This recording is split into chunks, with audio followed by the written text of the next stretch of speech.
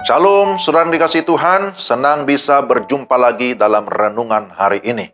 Kita sudah tiba di akhir pekan, dan kita bersyukur ada firman Tuhan yang senantiasa meneguhkan iman kita. Kita akan berdoa sebelum membaca firman Tuhan. Terima kasih Tuhan untuk kesempatan ini. Kami bersyukur ada firman Tuhan yang senantiasa menjadi pelita di dalam perjalanan hidup kami. Firman Tuhan menjadi makanan rohani yang menguatkan kami. Pimpinlah kami dalam membaca, bahkan dalam perenungan firman-Mu, supaya kami dapat memahami dengan baik. Dalam nama Yesus kami sudah berdoa. Amin. Pembacaan firman Tuhan, Yosua 24 ayat 15. Yosua 24 ayat 15. Tetapi jika kamu anggap tidak baik untuk beribadah kepada Tuhan, pilihlah pada hari ini kepada siapa kamu akan beribadah. Allah yang kepadanya nenek moyangmu beribadah di seberang sungai Efrat, atau Allah orang Amori yang negerinya kamu diami ini. Tapi aku dan seisi rumahku, kami akan beribadah kepada Tuhan. Demikian firman Tuhan. Ya, tema yang saya berikan memahami hakikat ibadah. Memahami hakikat ibadah. Saudara, konteks bacaan kita adalah bagian khotbah Yosua di hari tuanya. Yosua menekankan tentang pentingnya ibadah, bahwa hidup adalah ibadah kepada Tuhan.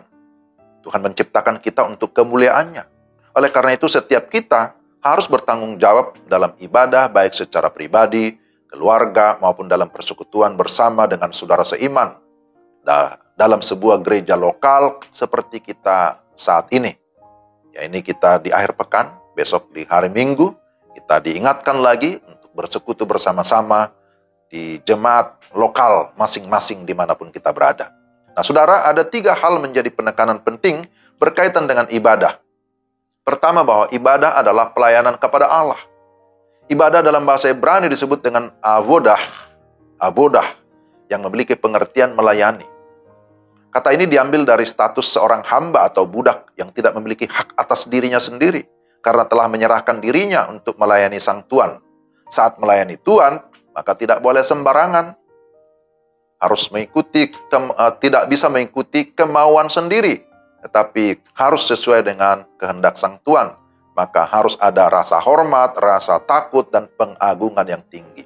Dengan kata lain, ibadah sama artinya dengan menyerahkan seluruh hidup kepada Tuhan, untuk melayani dan menyenangkan Tuhan.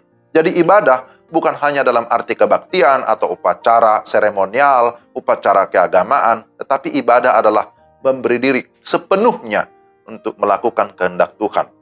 Bagaimana kita menjalankan ibadah kita? Dalam ayat 14 bagian A dikatakan, hendaklah beribadah dengan tulus ikhlas, yang berarti keluar dari hati. Hati yang jujur, yang tidak bercabang. Penyembahan kita, apa yang kita lakukan haruslah keluar dari hati dan dengan segenap hati. Sebab Tuhan melihat hati kita. Ibadah bukan hanya aktivitas fisik, bukan ritual, bukan legalitas, bukan formalitas, bukan juga sekedar rutinitas, tapi harus keluar dari hati yang sungguh-sungguh. Yang kedua dikatakan, beribadah dengan setia. Ayat 14 bagian B. Artinya, kita harus beribadah terus-menerus, di dalam kesungguhan. Ada orang sungguh-sungguh tetapi tidak terus-menerus. Demikian juga sebaliknya. Jadi jangan kalah dengan para pemain film, ya, pemain sinetron.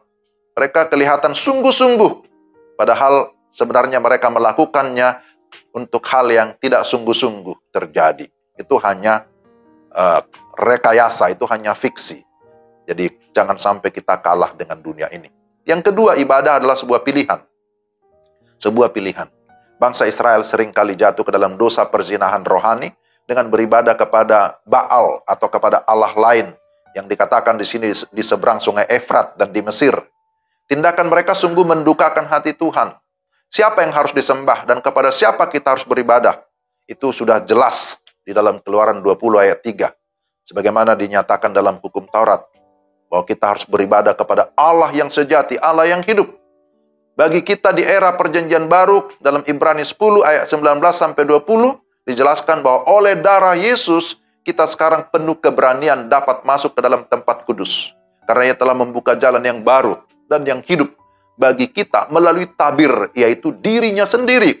Ayat 15 merupakan sebuah pilihan yang diajukan oleh Yosua kepada bangsa Israel.